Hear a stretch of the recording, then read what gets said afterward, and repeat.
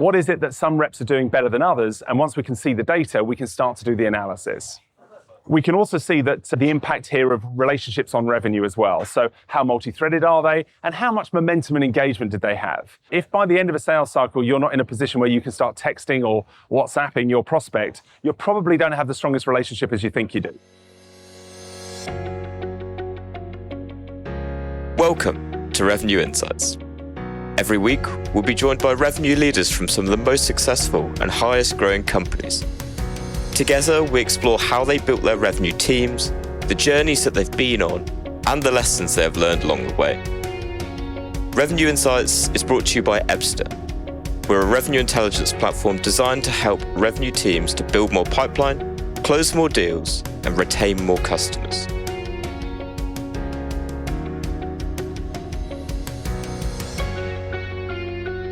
Hello there. You are listening to Revenue Insights. Today is quite a special episode. It's coming fresh from Inbound 2023 in Boston.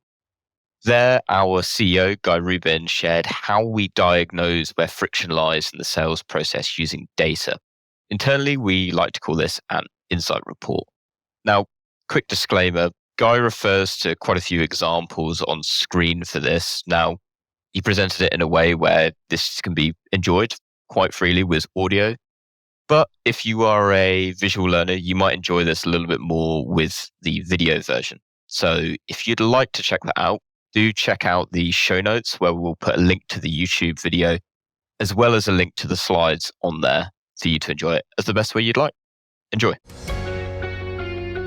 Good morning, Inbound. Good morning. Woo! Okay, I've got the glorious opportunity to speak to everybody here today at Inbound. I'm the first on the stage at the Sprocketeer Lounge. Very excited to be here today. As you can tell from my accent, I am a local, only joking. So my name is Guy Rubin, and I'm the CEO of a company called Ebsta. We help companies build predictable revenue engines with our revenue intelligence platform. We have well over 400 companies using Ebsta to analyze their pipeline, do their reviews, their one-to-ones, and build predictable revenue engines and forecast more accurately. Fully integrated with HubSpot, and we offer free trials, so check out ebsta.com. That's the end of the sales pitch.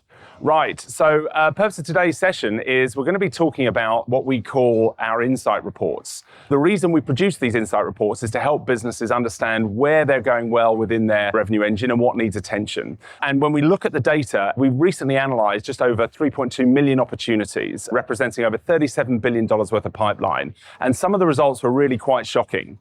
You can see here on the slides that in half one of 2023, 73% of AEs missed their targets.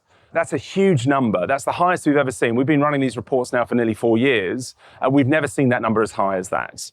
And when we dive into the numbers, what we find is that only 23% of the AEs are actually responsible for 83% of the revenue. And that gap is the widest we've ever seen. Now, when we look into the data a little bit further, we can also find that we see a record number of deals that are slipping. And so we qualify deals that are slipping as you've got past stage 2, you've done your qualification, we've agreed we're in a sales process, we've got an agreed process to close with the customer, and the dates start to slip. And nearly 40% of opportunities now are consistently slipping. And what we know about slippage is that once deals start slipping, their win rates start to drop dramatically. So we need to get under the skin of why this is happening. This is why we now produce for every customer a quarterly insight report. So when we onboard a customer, we go back 4 quarters, they get a complete audit of their entire revenue engine, and then every 3 months they get an update to that report to see how they're pacing. So what we're doing today is a teardown of an example report, of an actual report we've done for a live customer. We've taken their name off of it, so not to embarrass anybody, but we're actually going to walk you through some of the insights that we're able to deliver to the customers as we go. So for this particular customer, we're looking at their Q2 results. It's a B2B SaaS business that has over 100 employees. They use HubSpot Sales Hub, and they've got just over 50 sales reps at the moment. The first thing we try and do is understand these 6 key factors. These are the things that you should be worried or thinking about when you're trying to build a much more predictable revenue engine. So you'll see here, point number 1, we really want to be spending our time targeting ICP. When we target ICP customers or prospects, the win rates are 4 times higher. Instead of just working any lead that comes in through the inbound, we really want to be more proactive and targeting very specific companies that we know have a propensity to buy our product. Talking about propensity to buy, intent scoring we've seen this has a massive positive impact on revenue. Understanding which of your target companies are actually in market to buy your product has a material positive impact on sales velocity, nearly 6 times higher when you're targeting a company that's actually in market to buy what you're selling. The next is to make sure we're targeting the right personas. When we onboard you as a customer, we're going to go back 4 quarters and look at all the different stakeholders that are involved in every sales process and try and understand which personas you should be engaging with at every stage of the sales process. Now, we know that being multi-threaded has a positive impact on revenue, but which personas should we be engaging with? Point number 4 here is about the strength of the relationships. Now, we know that in B2B sales, relationships drive revenue. So what we need to do is make sure that we're building those relationships in a really strong manner. And so being multi-threaded works on both sides. It's not just about one AE having a good relationship with the 3 or 4 stakeholders. We need multiple people within the organization at our end engaging with multiple stakeholders at the customer's end. And if we build those relationships high enough or strong enough, we can actually increase the win rates by 4 times. So we score every relationship the business has out of 100, and we use that engagement score to understand if that relationship is trending up or trending down. And the influence of things like the calls, the meetings, and the emails that are taking place all tell us whether that relationship has momentum and is moving in the right direction. Just a quick reminder, and then we will be right back to the show. At Revenue Insights, our goal is to share how top-performing revenue leaders build predictable, efficient, go-to-market teams. Every week, we speak to the brightest minds, and every quarter, we release the latest findings from our analysis of billions of dollars in pipeline. If you don't want to miss out, sign up to our newsletter at ebsta.com/newsletter-sign-up. That's ebsta.com/newsletter-sign-up. The link to make that a little bit easier for you will be in the show notes of this episode, wherever you're listening. See you there. Then one of the biggest influences we've seen on win rates has been good quality deal qualification, okay? Knowing that you're using a qualification methodology and being diligent about making sure that everyone is filling that out before they progress through the sales cycle has a material impact on your win rate. This is one of the key takeaways we've seen for AEs that aren't performing. They end up skipping through that discovery phase really early, and then all of a sudden we're in stage 3 or 4 of a sales cycle and we're getting solution engineers involved and legal are getting involved, but it turns out we don't actually know that they've got the budget or who the economic buyer is or what the buying process looks like. So have the discipline to get that medic or medpic or bant or spiced, get it completed before you allow the reps to progress. Now here at Ebsta, we've got an add-in that goes into HubSpot and into Salesforce, and it automatically captures the medpic and if you're using our calling tool, the transcript from the calls can then actually be used to pre-populate the medpic automatically. So it takes away the admin for the users. And then finally, we all know that time kills all deals, but by how much? Now, when we analyzed 3.2 million opportunities recently, we found that only 30% of those opportunities that were opened closed one. And now that's quite shocking. And to make it even worse, the deals that close lost, they spend twice as long in pipe as deals that close won. So there's huge inefficiencies in the way that the sales teams are operating. Now, what we need to understand is at what point should we be closing deals off as lost so that the sales team can be a lot more productive and work on something that has the potential to close. Knowing where the win rates start to drop below 10% really gives us an opportunity to be strong about closing those opportunities off sooner. Let's get into it. What we can see here is one of the first things we do is build a leaderboard of all the different AEs within your business and try and understand where their strengths and weaknesses are. For example, here we can see that the ones in red probably need a little bit of work. We can see the average sales cycles here are a lot longer with the ones at the bottom. We can also see that the average deal values that they're working on. What is it that some reps are doing better than others? And once we can see the data, we can start to do the analysis. We can also see that the impact here of relationships on revenue as well. So how multi-threaded are they and how much momentum and engagement did they have? If by the end of a sales cycle, you're not in a position where you can start texting or WhatsApping your prospect, you probably don't have the strongest relationship as you think you do. And then finally, things like really using that deal qualification methodology. You can see here in the data that when the deal methodology is implemented and is consistent, having that discipline has a materially positive impact on win rates and reduces the time spent on deals that don't close one. To understand what's happening with your deals, you need to really focus in on these 3 key areas. We'll start with companies. Really trying to understand where your ICP is and which companies we win with better is really key. Now, you may already think you know who your ICP is, but if you're not doing the analysis consistently, you might find that actually you're not targeting the best possible companies. So we have something called velocity of sale, which tells us on average the revenue we generate from each customer when they sign. And we can see here for this particular company, targeting media businesses that are somewhere between 200 and 1,000 users or employees in the US had the best possible sales velocity. Now, I mentioned before the impact of intent on revenue. Now, if you're not already using intent data, you really should be, because understanding that which customers that you want to target are actually in market, it has a material impact on the sales cycle itself. Because they're already in market, they've already got a budget, and you can spend time with businesses that actually want to buy your product rather than having to educate them as to why they should in the first place and try and get them to find a budget. So understanding which companies in market is really important. And we use something called Bombora that have topic clusters. And you can see here for this particular customer that while they had 1,100 businesses in their ICP that they were targeting, there was only 320 of them that were actively in market. So by identifying those, they could really focus in and just sell to those or prioritize selling to those companies first. It's also really worth understanding top of the funnel where those best opportunities are coming from, because not every lead is equal. So what we need to make sure is that when a hot lead comes in from a referral, for example, if we get a better conversion rate from referrals, we don't just put it to the bottom of the queue. We really focus our time on the leads that actually are going to give us the best results rather than just in a chronological order. The next thing we talk about is relationships. So first of all, we need to understand how multi-threaded we really want to be. And you might think the more relationships we have, the better. But actually, as we analyze the data for this particular company, when they have more than 10 stakeholders involved in a sales process, their win rate actually drops because you end up with decision by committee.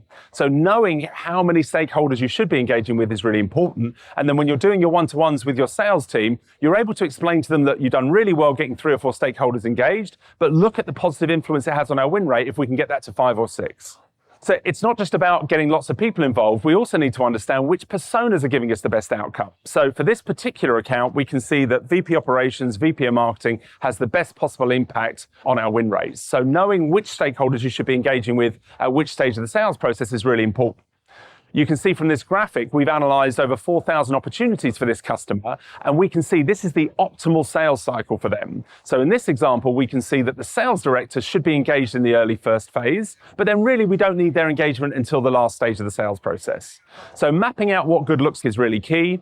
We've also seen quite recently that when you get a champion to take you into the economic buyer, it actually shortens the sales process rather than going directly into the economic buyer stage 1. Okay, because they kind of bring credibility with them. So really trying to do this analysis before, as part of your go-to-market, really helps to understand what an optimal sales process might look like. And then one of my favorites, we talk about engagement. Well, we at Ebsta have created an engagement score out of 100. And we take a feed of your calls and your meetings and your email activity, and we try and understand how much momentum or engagement you have with every stakeholder. And so we give every relationship a score out of 100. And you can see here for this particular customer, when the engagement's above 80, their win rate increases 4 times. Okay, so we know that when you're at those late stage of those really complex sales cycles, lean into those relationships. Find ways of getting your C-suite engaged with the customer's C-suite as well. Keep building those relationships right until the end, because if you can get the relationship score consistently above 80, you're going to increase your win rate. And then finally, we talk about the process. So we know that time kills all deals, but by how much? And what point, where's the red line where we should stop working on opportunities, close it off as lost, and work on something more productive? Now, I guarantee you've got opportunities in your pipeline that really have no real chance of closing. So try and work out where that line is and get more disciplined and encouraging the sales team to close deals off sooner. Because as soon as we start seeing slippage, we start to see that deals' chance of closing really drops dramatically. Now, I'm a big fan of MEDDIC and MEDDPICC and all the methodologies out there. But what we can see here is usage of MEDDPICC for this particular customer. So we've got a little widget that sits inside HubSpot and sits inside Salesforce that captures MEDDPICC or MEDDIC or whatever methodology you're using. And we encourage the customers to capture this information as they go. And you can see this is having a positive impact on the business. So quarter on quarter, the adoption of MEDDPICC is growing within this organization. And guess what? So is their win rates. Or certainly they're not spending as much time on opportunities that aren't going to close one. Now, trying to show that graphically here, we can see the difference between a low performer that updates it kind of as they go versus the higher performers that are completing that information in MEDDICC much, much earlier. And we can see that has a big impact on win rates. And this is the data behind it. We can see here that the very best performers are the ones that are completing the MEDDPICC as we go. Then we try and do some analysis on where we're losing opportunities. And they've got slightly concerning here. They're actually losing a material amount of deals after the commercial terms are agreed. So really understanding where you're losing deals, and this will change quarter on quarter. It will change for different types of teams within the business, enterprise versus SMB. But really understanding where are we losing, where is the friction, will help you to then do the analysis and understand where you need to go. And then finally, what we're looking at here is the different stages of the sales cycle and the individual contributors, the individual AEs. So we can see here where they're spending the most time and what their conversion rates are at each stage. And what you'll find is that some AEs will be stronger at certain stages of the sales cycle. And once we understand that, we can start to share the knowledge across the rest of the team. Now, slippage is a big challenge for organizations, and we talked about it before. So the impact of slippage on win rates is material. So understanding how often, where the deals are slipping, where do we see the timeline extend, means that we can do something about it. Just a quick reminder, and then we will be right back to the show. At Revenue Insights, our goal is to share how top-performing revenue leaders build predictable, efficient, go-to-market teams. Every week, we speak to the brightest minds, and every quarter, we release the latest findings from our analysis of billions of dollars in pipeline. If you don't want to miss out, sign up to our newsletter at ebsta.com/newsletter-sign up. That's ebsta.com/newsletter-sign up. The link to make that a little bit easier for you will be in the show notes of this episode, wherever you're listening. See you there. Now, for this particular customer, we can see that the win rates don't actually get affected too much if the slippage is under 4 weeks. But as soon as it starts going above 4 weeks, we can see it has a material impact on their win rates. Hopefully, you're getting a feel for kind of what's included in what we call revenue intelligence here. Now, the beauty is, by the purpose of revenue intelligence is all about understanding all the signals around the business that lead to revenue. Now, some of those signals are going to be in HubSpot. Others are going to be in your marketing stack or in your mailboxes, your calendars, your phone records, and so on. But if you've got a free trial, knowing how often they log into the free trial or which buttons they're pushing, all of these things are signals that you should be analyzing to understand your entire go-to-market motion. And once you've got all of that data in one place, you can start to do the analysis. And we see consistently win rates increase by 16% within the first 3 months once you start surfacing this data. Now, there's no individual silver bullet, but as you can see on my favorite bow tie, is that actually small incremental improvements at each stage of the sales cycle has a material exponential set of results at the outcome. So here we can see the average ACV for each AE every month has doubled just by having those small incremental improvements at each stage. Some final takeaways for everybody. Try and understand the highest velocity ICPs, okay? Which companies are giving you the best outcomes? And once you understand that, try and help the team to prioritize focusing on those, not just the average inbound that happens to come in that might be window shopping. I can't stress this enough. We know that in B2B sales, relationships drive revenue, okay? So understand which relationships you need to be investing in and prioritize the investment in those relationships. If we're still relying on our salespeople to do admin, number one, they're not going to do it very well. And number two, it's a great excuse not to be picking up the phone and building relationships with our customers and prospects. So focus and incentivize the team to build those relationships and then find a way of measuring the momentum and engagement you have with different stakeholders at the customer. Try and understand where the friction is. None of us have got this all worked out yet, right? So knowing where we're losing deals means that we can start to dive into that and understand what we can do different and do better.